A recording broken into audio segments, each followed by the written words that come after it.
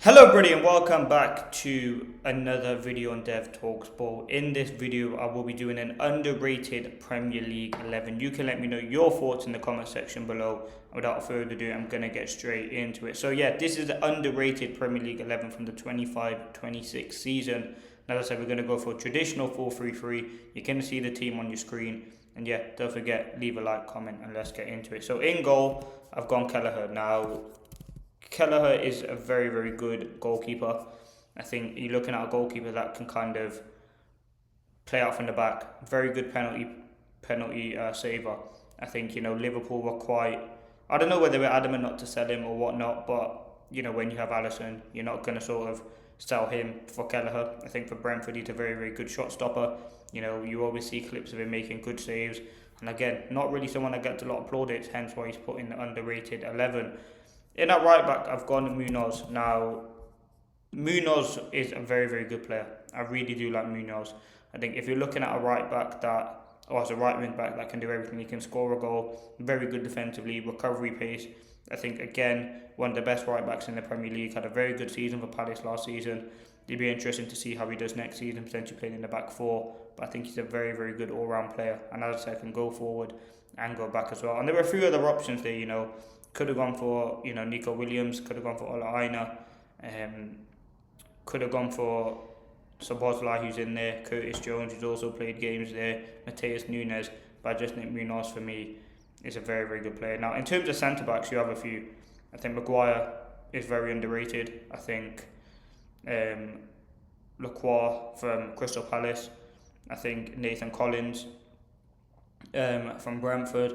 I also think Konza from Crystal Palace, Konza from Aston Villa, Pau Torres as well. There's quite a few centre backs in there, but I've gone for Tarkowski as right centre back, and I've gone Murillo at left centre back. Now, Murillo's a very, very good defender, first and foremost, let me say that. Technically very good on the ball, passing ability, can read the game so well. Key component of that Forest back line. I think Tarkowski as well, the years of experience that he has, playing game in, game out for Everton. He's a reliable, steady centre-half who can do everything. And yeah, I think he's very, very solid at the back. Left back, now, surprise, surprise, as a United fan, I've gone for Luke Shaw. I like Luke Shaw, had a very good season for United last season. The fact that he started 38 out of 38 games is really impressive, especially for someone like Luke Shaw who's been through so much at United, a lot of injuries as well. So for him to do that was impressive alone. But again, I think he had a lot of good performances, guaranteed, I think 6 out of 10 performances. Yes, there was a few sloppy ones, but minimum I think you're getting a 6 out of 10 from Luke Shaw. And obviously he's not the Luke Shaw of old. Those marauding runs up and down the pitch, the moments of magic in terms of goals, assists, set piece threat. However, I think he's a very, very steady left back. Into midfield, now at CDM, I've gone for Granit Xhaka. I think if you're looking at a player that, left the Premier League after all those years with Arsenal, come back for a Sunderland side that we didn't really know what to expect. And I've seen a lot of Sunderland fans saying that Xhaka could be one of the best ever signings they've made. Again, doesn't get a lot of his plaudits, maybe because he isn't playing for, one of the traditional Big Six teams. However, I do think he is a very, very good player. And, Sunderland, whether he stays or goes, I'm sure Sunderland fans will probably want him to stay. I really do like Xhaka as a midfielder. Could do everything, always communicating with his teammates. Yeah, I think he's really impressive. Now next to him, I've gone for another number 6. It's Boubacar Kamara from Aston Villa. Now I know he has the ACL injury, but I really do like Kamara. Someone that United was obviously linked to, Mr. Consistent for them. I think, when he was injured, they did lose a massive part of that midfield. I know they had Tielemans and Onana in there, but I think Kamara is the base and that heartbeat of that midfield. Interceptions, traditional number 6. I think he can do everything. There's a few other options I had there. Gibbs White could have potentially went in there, but James Garner, Idrissa Gana Gueye, Sangare. But yeah, I've gone Boubacar Kamara. Now in the number 10 position, I've actually gone Dewsbury Hall. Now again, was at Leicester, obviously went to Chelsea, didn't really work out. Now finding himself at Everton. Really good player. I always remember the goal he scored against United, which was fantastic. Had a very good overall season for Everton, in my opinion. I think every time I watch him, he's just a very tidy footballer. Works his arse off, if you want to say. And yeah, I just think he's a very, very good player. So I like Dewsbury Hall. Technically very good on the ball, left foot like specialist. Yeah, I just think he's an outrageously talented footballer. Now sticking on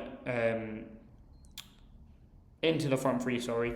On the left, I've gone Semenyo. Now, listen, I know he's a City player, and he did get a lot of praise, but I think his season went under the radar.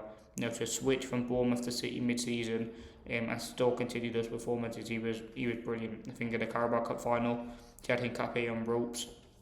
In the FA Cup final, I believe he was decent as well. I think you're looking at a winger there that can play on the left and on the right, and yeah, I think he's a very, very good player. Deserves to go in this team for me. And yeah, I think you're looking at Semenyo, a very good bit of business from Manchester City. Striker, I've gone Danny Welbeck, and obviously he's actually just signed for Chelsea.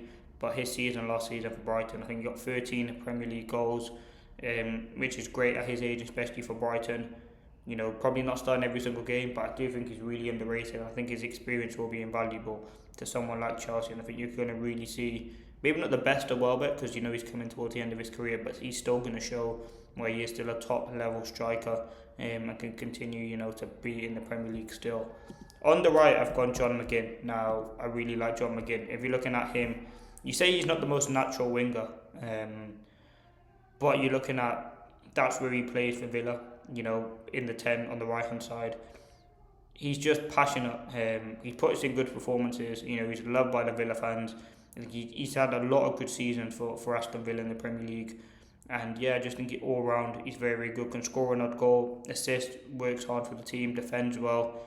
And yeah, I just think he's a very good player. But that has been my most underrated team. As you can see, in goal, Kelleher, back four, Munoz, Tarkowski, Murillo and Luke Shaw, Kamara, Dewsbury Hall and Xhaka, and then Semenyo, Welbeck and McGinn. You can let me know your thoughts. Which players are missed out,